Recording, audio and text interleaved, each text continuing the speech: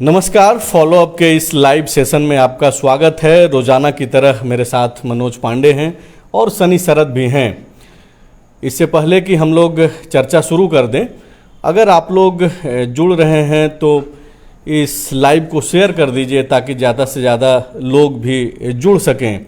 और लाइव में जो कैप्शन लिखा हुआ है उसको भी समझिए कि दरअसल आने वाले वक्त में हम लोग चर्चा किन किन मुद्दों पे करेंगे।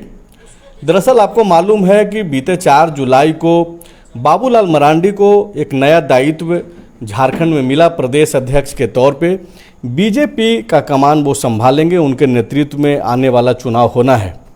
इसके बाद से कई तरह की खबरें चर्चा में आने लगी, मीडिया में आई और हाल के दिनों में बाबूलाल मरांडी दिल्ली में रह करके प्रधानमंत्री मोदी, गृह मंत्री अमित शाह, भाजपा के राष्ट्रीय अध्यक्ष जेपी नड्डा सहित तमाम बड़े भाजपा के नेताओं से वो मिल रहे हैं।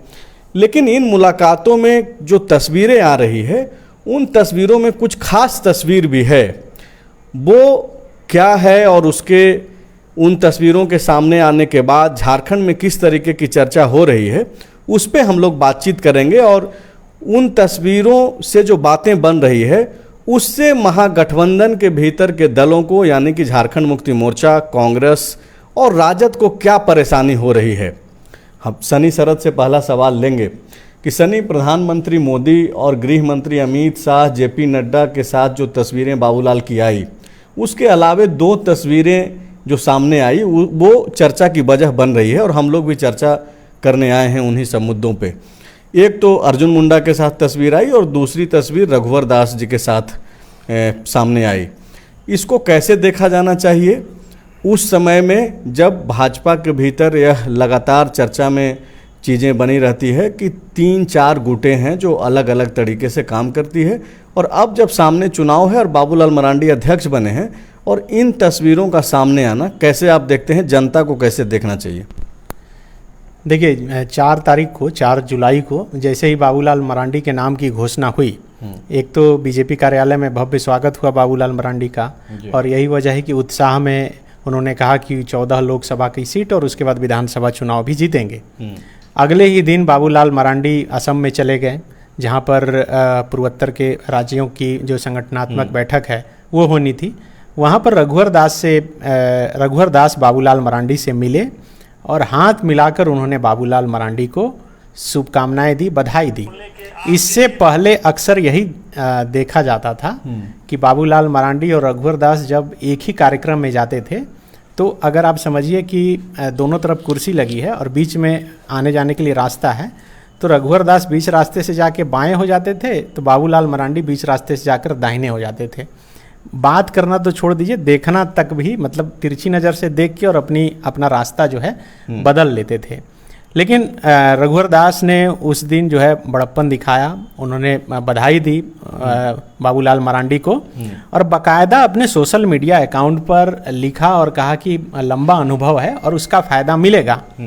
अब चूंकि उसी वक्त से तस्वीरों की चर्चा शुरू हो गई, लेकिन एक चीज जो निकलकर सामने नहीं आया और जिसकी चर्चा नहीं हो रही है वो ये है कि रघुवर दास ने तस्वीर लगाकर बाबूलाल मरांडी को बधाई तो दी, लेकिन उसके 2-3 दिन बाद दिल्ली में बाबूलाल मरांडी अर्जुन मुंडा से मिले या फिर अर्जुन मुंडा बाबूलाल मरांडी से मिले।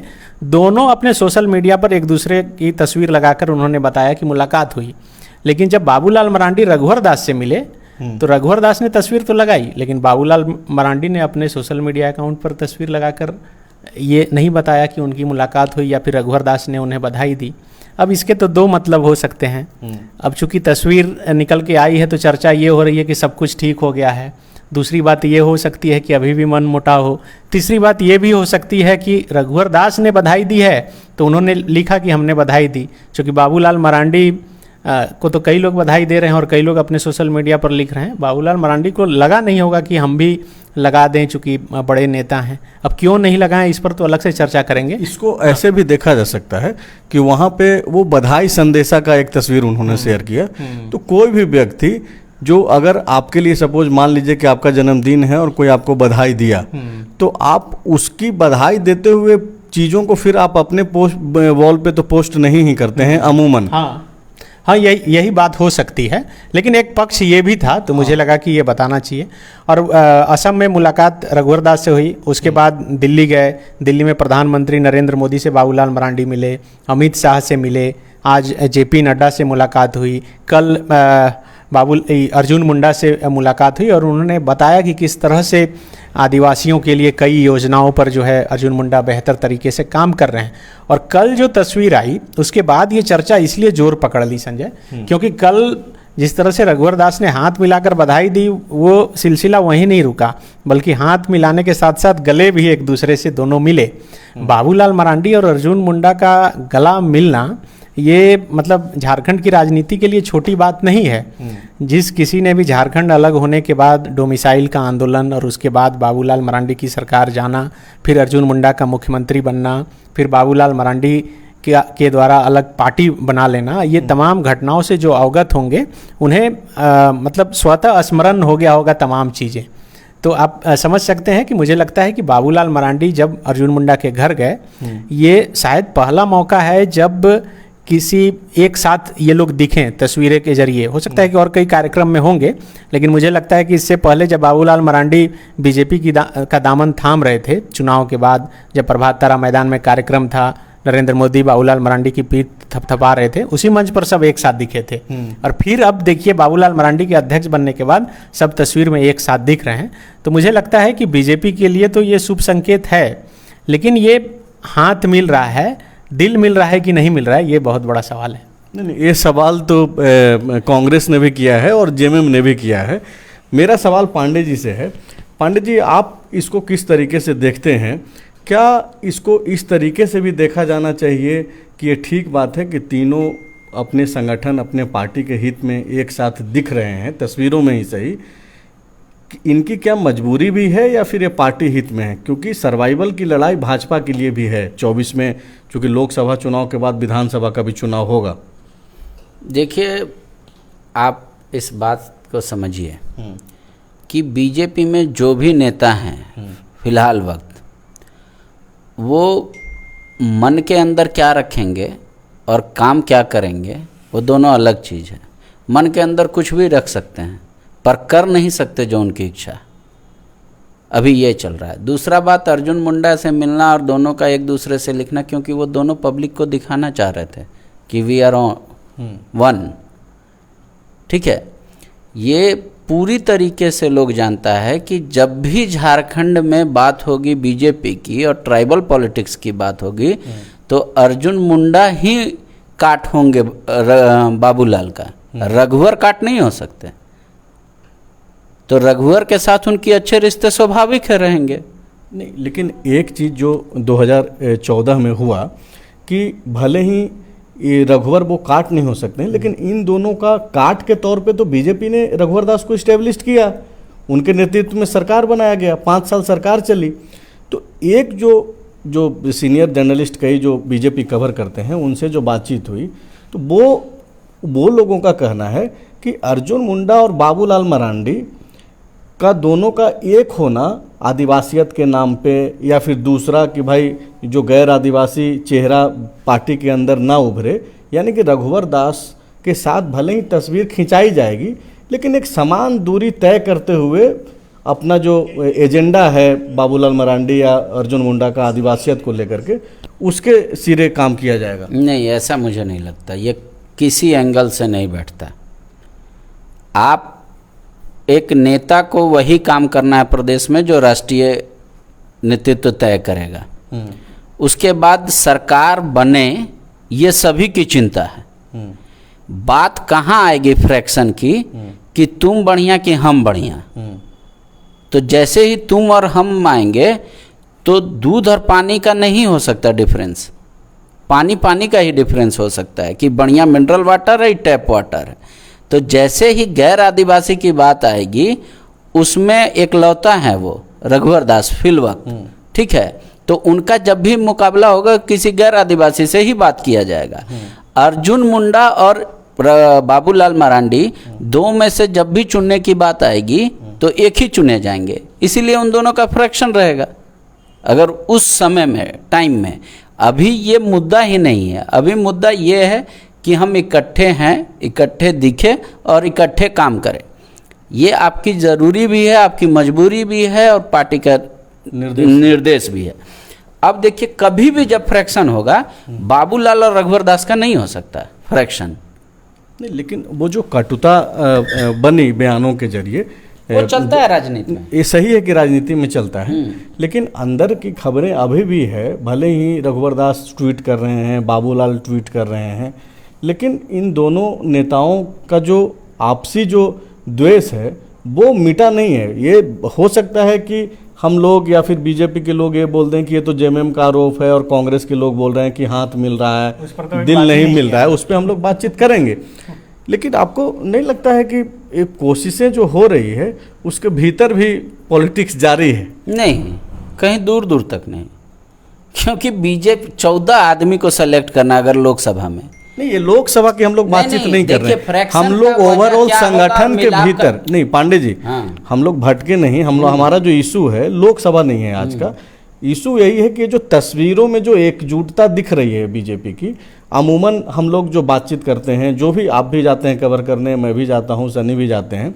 3 गुट तो सामान्य तौर पे बाबूलाल के आने के बाद वो दिख रहा है कि एक बाबूलाल जी का अपना गुट है, जो पहले से संगठन में जो पुराने नेता हैं उनके वो, और जो जेबीएम से जुड़ करके उनके साथ जो आए और या फिर पहले आ गए थे। दूसरा मुंडा जी का है, तीसरा रघुवर दास जी का है। एक जो अदृश्य गुट, जो संघ का जो बैकग्राउंड से जो लोग हैं या संघ से जुड़े हुए लोग हैं, हालांकि अब वो लोग वही करते हैं जो ज़्यादा शक्तिशाली होता है संगठन में, उन लोगों के साथ मिक्सर के तौर पे, जैसे दीपक प्रकाश का गुट उसी तरीके से काम करता रहा। तो अभी जो चल रहा है इसको कैसे देखा जाना चाहिए? क्या बाबूलाल मतलब क्या जादू का छड़ी लेके आए हैं, या फिर उनको एकदम कमल फूल का जो कमान मिला है वो उससे पानी छिटकेंगे और सब एक हो जाएगा? ऐसा हो रहा है? ऐसा ही होगा, क्योंकि मजबूरी है, आपके पास विकल्प नहीं है। अब रघुवर दास चुनाव लड़ेंगे या नहीं लड़ेंगे ये बाबूलाल नहीं तय करेंगे। अर्जुन मुंडा चुनाव लड़ेंगे, लोकसभा का नहीं लड़ेंगे, ये बाबूलाल नहीं तय करेंगे। अब इन लोग उस स्टेज पे पहुंच गए कि इनका आदमी कितना लड़ रहा है चुनाव, ठीक है, तो वो सिर्फ अकेला बैठ के बाबूलाल ये तय नहीं कर लेंगे कि हाँ मुख्य 14 आदमी लड़ेंगे। इन दोनों का भी उतना ही ख्याल रखा जाएगा संगठन के द्वारा। तो फ्रैक्शन की वजह नहीं है और मिलाप का कारण नहीं है, आप समझिए इस बात को। फ्रैक्शन की वजह कोई तो कारण होगा।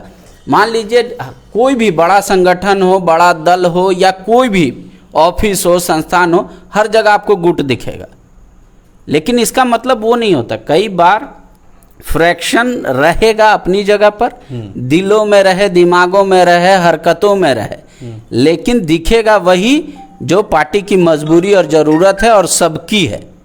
एक जो चर्चा हो रही है कि आने वाली जो कमेटी का अनाउंसमेंट होगा बीजेपी में, बाबूलाल के नेतृत्व में जो वो अनाउंसमेंट होगा, उसमें लोग ये बोल रहे हैं कि मुंडा गुट जो है हावी रहेगा, ज़्यादातर लोग रहेंगे अर्जुन मुंडा के समर्थक लोग, बाबूलाल मरांडी के चाहने वाले भी लोग रहेंगे, रघुवर दास को कम तरजीह दी जाएगी, और उस समय ये चीज़ें स्पष्ट हो जाएगी। ये जो तस्वीरों में एका की बात जो हो रही है वो उस जब प्रदेश कमेटी का घोषणा होगा तब स्पष्ट हो जाएगा। तो क्या ये जो बातें हो रही है उसमें कोई दम है? क्योंकि आप संगठन के भीतर काफ़ी पकड़ रखते हैं। बात हवाई है, ठीक है, वो उसी तरीके की बातें होती है कि गिलास आधा भरा हुआ है कि आधा खाली है। अर्जुन मुंडा का आदमी कौन, बाबूलाल का आदमी कौन, रघुवर दास का आदमी कौन? आज भी जो आप पिछली कमेटी को देख लीजिए उठा के, पिछली कमेटी में किसको आप कहेंगे कि वो दीपक प्रकाश के गुट का था और दूसरे गुट का नहीं था? प्रदीप वर्मा से क्या अर्जुन मुंडा के अच्छे ताल्लुकात नहीं हैं? रघुवर दास के ताल्लुकात नहीं हैं?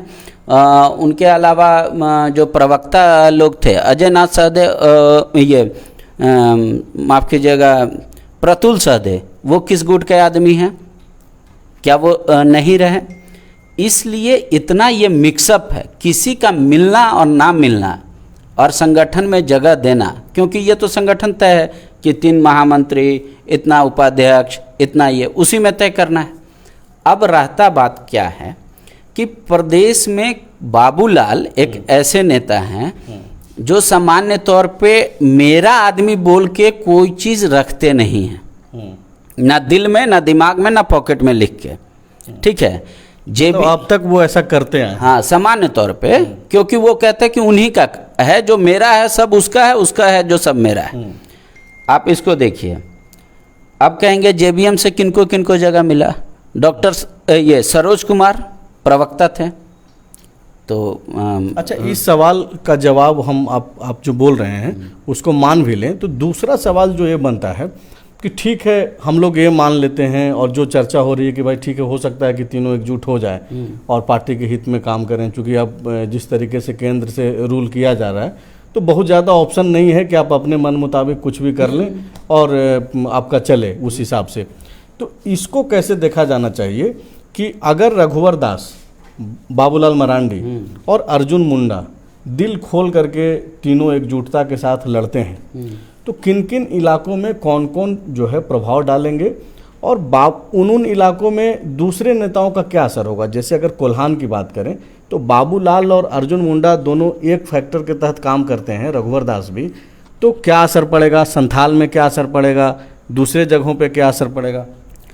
इन तीनों नेता के बारे में आप ऐसा समझिए, इनका कोई पॉकेट नहीं है। ये तीनों मुख्यमंत्री रह गए, राज्य के 24 जिला में तीनों का प्रभाव पड़ेगा, ठीक है। अब क्या होता है, वोटर इनके मिजाज से तो नहीं चलता, कार्यकर्ता आपके मिजाज से चल सकता है, ठीक है। अब बाबूलाल मरांडी का आप कहेंगे कि संथाल में बहुत ज़्यादा पकड़ है, तो ये भी गलत होगा। नहीं, लेकिन इन तीनों के मुताबिक अगर बातचीत करें तुलनात्मक, तो जाहिर सी बात है कि लोगों के जहन में या फिर मन मस्तिष्क में यही चलता है कि संथाल में भाई बाबूलाल मरांडी जी का ज़्यादा ये चलता है। वो इसलिए क्योंकि उनकी जाति फैक्टर मानी जाती है। तो ये तो फैक्टर है ही ना, राजनीति से इसको निकाल के कैसे देख सकते? नहीं तो संगठन में ये फैक्टर नहीं है ना, संगठन की हम लोग चर्चा कर रहे हैं। दूसरी बात ये है कि बाबूलाल वहाँ से जीत के आते हैं, अब जमशेदपुर से जीत के आते हैं, मान लीजिए रघुवर दास जी, और अर्जुन मुंडा जी भी उसी क्षेत्र से आते हैं, तो क्या ऐसा तय है कि वहाँ के जितने भी हैं लोग इन्हीं के कार्यकर्ता होंगे? ये तय है। और सारे लोगों की तो बात हो नहीं रही है, सारे लोग तो कभी भी किसी के साथ, किसी पार्टी के साथ जाते नहीं हैं। बात हो रही है कि अगर एकजुटता के साथ ये लोग लड़ते हैं तो लोग क्या इंटैक्ट होंगे एक दूसरे के नाम पे जो अलग अलग गुटों में रहते हैं? कार्यकर्ता इंटैक्ट होंगे, वही मैं बात, कार्यकर्ता इंटैक्ट होंगे निश्चित तौर पर। वोटर का मिजाज वो कार्यकर्ता तय करेगा, वो चुनाव का मूड तय करेगा, कार्यकर्ता इंटैक्ट होंगे। और कार्यकर्ता देखिए अंतर क्या होता है, बस इंटैक्ट होना और ना होने के अंतर। बाबूलाल मरांडी कहाँ कहाँ घूमेंगे, अर्जुन मुंडा कहाँ कहाँ घूमेंगे, रघुवर दास कहाँ कहाँ घूमेंगे, ये तय करेगा ऊपर का नेतृत्व कि आपको अमुक अमुक जगह जाना है, ठीक है, आपको यहाँ यहाँ प्रचार करना है। प्रदेश अध्यक्ष विधायकों से लेकर और तमाम लोगों का भी तय करते हैं, और एक सलाह भी देते हैं कि अर्जुन मुंडा जी को यहाँ भेजने से फ़ायदा होगा, रघुवर जी को यहाँ भेजने से फ़ायदा होगा। प्रदेश अध्यक्ष का इतना ही माइलेज मिलता है। तो वही इलाका मैं पूछ रहा हूँ, जो जनता है अगर उसको हम लोग समझाएं कि भाई अर्जुन मुंडा कोल्हान में ज़्यादा फोकस करेंगे तो पार्टी को फ़ायदा होगा कि संथाल में ज़्यादा फ़ायदा होगा? वैसा पिक एंड चूज पांचों प्रमंडल में नहीं कर सकते। क्यों? क्योंकि यहाँ के पांचों प्रमंडल का वोटर का मिजाज अलग है, नेताओं का मिजाज अलग है, और ये पांचों प्रमंडल में ये तमाम तीनों नेता अपनी अपनी पकड़ रखते हैं। अच्छा सनी, ये अब जो चूँकि लाइव का आधा से ज़्यादा हिस्सा हम लोग बीजेपी पे चर्चा करते रहे, लेकिन जिस तरीके से ये जो तस्वीरें सामने आई और उसके बाद महागठबंधन के भीतर से कांग्रेस की तरफ से आवाज़ आई, झामुमो की तरफ से आवाज़ निकल करके आया और बोला यही जा रहा है कि भाई कुछ होना नहीं है, तो इसको कैसे आप देखते हैं? अब बिल्कुल, सबसे पहले तो क्या बोला गया वो बता देना भी बेहद ज़रूरी है। कांग्रेस के नेता बोल रहे हैं कि मतलब हाथ मिला है, दिल मिलेगा तब फिर कुछ बात होगा, दिल मिलने वाला नहीं है इन लोगों का। झारखंड मुक्ति मोर्चा की तरफ से तुकबंदी में कहा गया है कि 3 तिकाड़ा काम बिगाड़ा। तो जेएमएम ये मानकर चल रही है कि ये तीनों जो है तस्वीर में भले ही एक साथ दिख जाएं, लेकिन ज़मीन पर एक साथ नहीं दिखेंगे, और इसका फ़ायदा झारखंड मुक्ति मोर्चा को मिलने वाला है, ये मन ही मन वो सोच के चल रहे हैं। अब जो चूँकि महागठबंधन है वो उसके विरोधी दल हैं, तो वो तो ऐसा बोलेंगे ही, अब कितना असर पड़ेगा नहीं पड़ेगा और महागठबंधन इससे कितना डरा हुआ है, ये तो बड़ा सवाल है। लेकिन इतना तो साफ है कि बाबूलाल मरांडी के अध्यक्ष बनने के बाद जो तस्वीरें लगातार निकल कर सामने आ रही है, जो बातें निकल कर भी आ रही है और लिखी भी जा रही है सोशल मीडिया पर, उससे तो लग रहा है कहीं ना कहीं महागठबंधन की मुश्किलें बढ़ने वाली है अगर सचमुच में ये एकजुट हो जाएं। आप पांडे जी से पूछ रहे थे कि अर्जुन मुंडा का प्रभाव किस इलाके में ज़्यादा होगा, तो अर्जुन मुंडा का तो कोल्हान में प्रभाव है ही, लेकिन संथाल में भी उतना ही प्रभाव होगा। चूँकि तीनों जो चेहरे हैं, अर्जुन मुंडा, बाबूलाल मरांडी, रघुवर दास, तीनों झारखंड में मुख्यमंत्री रह चुके हैं, तीनों बीजेपी के बड़े चेहरे हैं। यही वजह है कि हम लोग चर्चा कर रहे हैं। और तीनों का झारखंड के हर एक पंचायत में अपना एक वोट बैंक है, अपने लोग हैं, अपना कार्यकर्ता है, हर कुछ है। बाबूलाल तो अलग पार्टी बना के साबित ही कर दिए कि उनके साथ कितने लोग हैं, कहाँ हैं, कैसे हैं। और रघुवर दास हो या फिर अर्जुन मुंडा हो, मुख्यमंत्री रहते हुए दिखा ही इनके साथ कितने लोग हैं। हालांकि भले ही चुनाव का परिणाम कुछ भी हो, लेकिन जो वोटिंग परसेंटेज होता है, जो वोटर का समर्थन होता है, वो तो देखने को मिला ही। तो कुल मिला के कहा यही जा सकता है कि तस्वीर जो निकल के सामने आई है वो तो महागठबंधन को परेशान करने वाली है।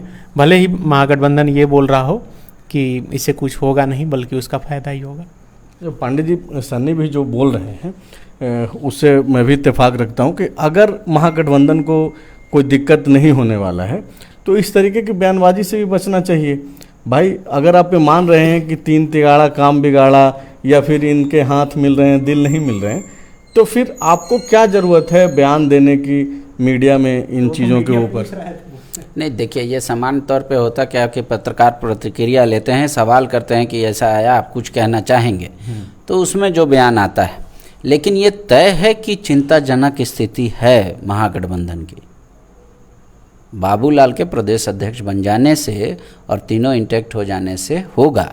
आप इसको इस साधारण कैसे होगा वो बताइए। आप साधारण लहजे से देखिए, जब इसमें एक सवाल मेरा ये ऐड रहेगा पांडे जी। तो 3 चेहरा, जो बड़ा चेहरा हम लोग चूंकि इस पर चर्चा कर रहे हैं और बीजेपी अब मान के भी चल रही है कि बीजेपी के पास है, तो महागठबंधन के पास 3 वैसा कौन चेहरा है जो तीनों का सामना कर सके? एक तो हेमंत सोरेन है, इसके अलावा 2 बड़ा चेहरा कौन हो सकता है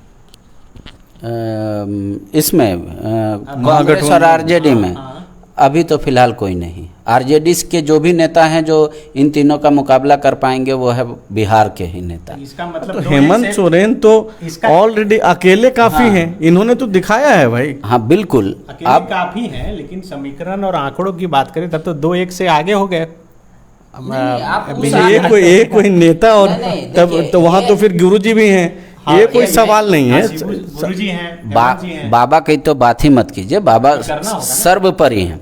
दूसरी बात, आप जब आंकड़ा की बात कर रहे हैं, हालांकि मैं नहीं मानता कि पॉलिटिक्स ना फिजिक्स है ना मैथ है, ये केमिस्ट्री है। 2 केमिकल हमेशा अलग एटमॉस्फेयर में सेम टाइम पे मिलेगा, अलग अलग। सीधा जवाब दीजिए, अब हम लोग लंबा 52 लाख वोट लेकर आए थी तीनों महागठबंधन। और बीजेपी अकेला 50 लाख लेकर आई थी पिछले चुनाव में। हाँ, अगर उसमें प्लस करे जेबीएम का वोट, उसमें प्लस करे आसू का वोट और सरकार में माइनस करे एंटी इनकम्बेंसी का वोट, तो आपको पता चलेगा। थोड़ी देर पहले आप ही बता रहे थे कि केमिस्ट्री होता है राजनीति, तो इसीलिए यहाँ कोई जरूरी नहीं है कि जुड़ ही जाए। हाँ, ये इसलिए जरूरी नहीं है, ठीक है। लेकिन आप एक चीज समझिए कि ये बीजेपी का भी ये अपना सोच होगा, जो मैं अभी आपको बता रहा हूँ, ये बीजेपी भी इस चीज को मान रही होगी। लेकिन हो सकता है कि जो सरकार कंटिन्यू करती है, जैसे नरेंद्र मोदी की ही सरकार अगर कंटिन्यू की तो वो और ज्यादा वोट लेकर आई, ज्यादा सीट लेकर आई भाजपा 14 से 19 में। तो ये जो वर्तमान में यूपीए की सरकार है, लोग इसको माने या कहे कि सरकार का अपना एंटी इनकम्बेंसी हो सकता है कि और पॉजिटिव हो, ये तो कोई नहीं जान रहा है। अब इसका नतीजा तो पता चल पाएगा चुनाव में ही। लेकिन फिलहाल जिस भी संगठन या जिस भी दल ऑर्गेनाइजेशन में जब सारे लोग इंटैक्ट रहेंगे, उसका फायदा जरूर मिलता है। लेकिन मुख्यमंत्री हेमंत सोरेन हमेशा अपने चुनावी सभाओं में ये बोलते रहते हैं, मीडिया में भी बयान देते हैं कि झारखंड में सबसे अधिक भाजपा राज की है। और जब ये बात बोलेंगे अब आगे, तब तो वो बोलेंगे कि तीन चेहरा जो बीजेपी आगे की है बाबूलाल मरांडी के नेतृत्व में, यही तीनों तो सबसे अधिक राज किए हैं और यही सबसे अधिक झारखंड को पीछे भेजने का काम किए हैं, तो यहाँ पर तो ये लोग कमज़ोर पड़ जाएंगे। तो बहुत सारे सवाल हैं। अर्जुन मुंडा की सरकार किसने गिराई, किन 7 बिंदुओं पे गिराई, उसमें सरकार ने क्या पहल किया, वो भी बताइए। आप भी तो थे बीजेपी के साथ। बोलने के लिए दोनों दलों के पास अपने अपने तर्क होता है। जनता को समझने में कितना आसान होता है, जनता कितना समझती है उस बात को, वो मैटर करता है। अब अंतिम 5 मिनट का कुछ अगर सवाल है दर्शकों का, हाँ, तो अंतिम जो 4-5 मिनट का हम लोग का लाइव जो हम लोगों ने तय किया है कि आधे घंटे के भीतर जो है इसको समाप्त किया जाए, क्योंकि कई सारे दर्शकों का कहना था कि लाइव काफ़ी लंबा हो जा रहा है 50 मिनट का के आसपास का। तो हम लोग अब यही कोशिश किए कि आधे घंटे में जो है लाइव को हम लोग समेटें। तो अगर आप लोगों में से किसी का कोई सवाल है तो आप लोग सवाल पूछ सकते हैं, हम लोग कोशिश करेंगे कि आपको जवाब हम लोग दें। राकेश रोशन जी लिखे हैं, पांडे जी आप इसका संक्षेप में जवाब दे सकते हैं कि बाबूलाल जी का इतना चर्चा जो हो रहा है, बाबूलाल जी को बीजेपी संगठन बनाने में, मतलब बीजेपी संगठन शुरुआत में प्रदीप यादव ने बहुत मेहनत किया था, मेरा मानना है। वर्तमान में प्रदीप यादव कांग्रेस में हैं। प्रदीप यादव ने बीजेपी संगठन को मजबूत किया था, न कि बाबूलाल ने। अब प्रदीप यादव जैसे नेता कहाँ से खोज कर लाएंगे बाबूलाल? मतलब सवाल है कि भाई बाबूलाल के पास प्रदीप यादव नहीं है और इनके अनुसार बाबूलाल के बजाय प्रदीप यादव ने बीजेपी को मजबूत करने में भूमिका निभाई थी। तो उनकी सोच है, उस पर फिर क्या कहना है? नहीं मतलब बाबूलाल को क्या वैसे नेता अभी भाजपा में साथ देंगे उस तरीके से? ना वो बात सही है कि जेबीएम को प्रदीप यादव ने बहुत मजबूती दी थी, और ना ये बात सही है कि दूसरे प्रदीप यादव नहीं है बाबूलाल के पास। मतलब सारा विकल्प है उनके पास। जाहिर तौर है। बाबूलाल जब सीएम बने थे तो किचन कैबिनेट में कौन थे? दीपक प्रकाश। इनका नाम आता था कि किचन कैबिनेट में सबसे प्रेमी आदमी थे। जेबीएम गए थे दीपक प्रकाश, वापस तुरंत आए। आपके संजय सेठ गए जेबीएम, वापस आए। मेरे नहीं, रांची के सांसद। यहाँ हम लोग के तो वही हैं संजय सेठ। तो इस तरीके से होता है, कोई हनुमान नहीं होता किसी का, और ना ही हनुमान जैसी आप में भक्ति नहीं होगी, श्रद्धा नहीं होगी। राम के प्रति जो आस्था हनुमान में होती है वो इंसान में नहीं हो सकती। दूसरा सवाल हम लोग लेते हैं। ये विपुल दुबे जी हैं, वो बता रहे हैं बाबूलाल मरांडी की खासियत कि बाबूलाल मरांडी जी जब विश्व हिंदू परिषद के प्रचारक थे तब मेरे पिताजी के मित्र रहे। उस दौरान गोड्डा के पथरगामा जब भी आते तो मेरे घर भी प्रवास करते। पिताजी बराबर बाबूलाल जी के सांगठनिक क्षमता का जिक्र करते रहते हैं। सबसे बड़ी खूबी है कि कितना भी छोटा कार्यकर्ता क्यों न हो, उससे एक बार मिलने तो उस नाम लेकर अगले बार मिलने के लिए बोलते हैं। यही एक गुण है जो उन्हें दूसरों से अलग करता है। इसलिए मुझे नहीं लगता कि इनके नेतृत्व में पार्टी संगठन में कोई गुट या अलग कोई गुटबाजी होगी। ये अपनी राय रख रहे हैं। ये भावना है इनकी। नाम क्या है? विपुल दुबे जी। ये अच्छी बात है, आपने जो जिस तरीके से समझा है कमेंट के जरिए बताने की कोशिश की है। लेकिन ये जो हम लोग जो लाइव कर रहे हैं और जो आमंत्रण दे रहे हैं आप लोगों को सवाल पूछने का, तो आप लोग इतना लंबा ना खींचें। आप एक सीधा सिंपल, अगर आपके मन में कोई जहन में सवाल होता है उस दिन के रोज़ाना के टॉपिक के हिसाब से, तो आप लोग सीधे पूछें। हम लोग कोशिश करेंगे कि उन सवालों का जवाब दें। और अगर किन्हीं का कोई सवाल है सनी तो हम लोग लें, या फिर हम लोग, कई लोग पूछ रहे हैं कि कहाँ से किसे टिकट मिलेगा। हालांकि उस मसले पर तो हम लोग पहले चर्चा कर चुके हैं।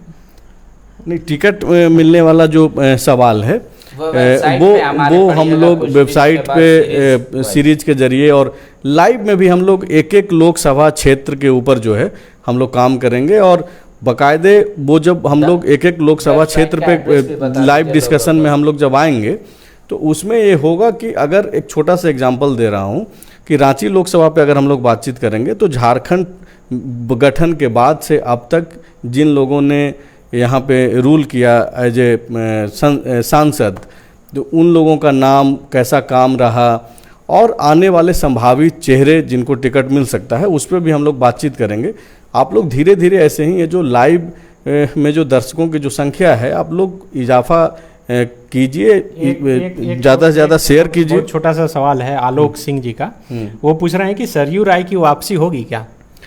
इसकी कोशिशें चल रही है। सरयू राय के तरफ से भी पहले भी 3-4 महीने पहले कोशिश की जा रही थी, लेकिन खबरें आई कि अमित शाह की जो नाराज़गी 2019 के जो चुनाव में जो हुआ, और उसके लिए वो थोड़ा बहुत जिम्मेवार सरयू राय को ही मानते हैं, और ऐसे में ये जो नाराज़गी है वो अभी दूर नहीं हुई है।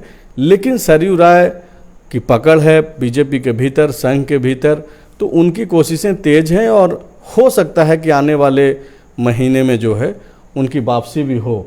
अभी यह ठोस तरीके से नहीं कहा जा सकता, लेकिन जो कोशिशें हैं वो काफ़ी तेज है। पांडे जी देखिए, सरयू राय एक ऐसे नेता हैं जिनकी नज़दीकियाँ बाबूलाल से भी है, जिनकी नज़दीकियाँ अर्जुन मुंडा से भी है। बाबूलाल एक ऐसे नेता हैं कि जो सरयू राय और रघुवर दास दोनों नेताओं को एक टेबल पे बैठाकर बात करा सकते हैं।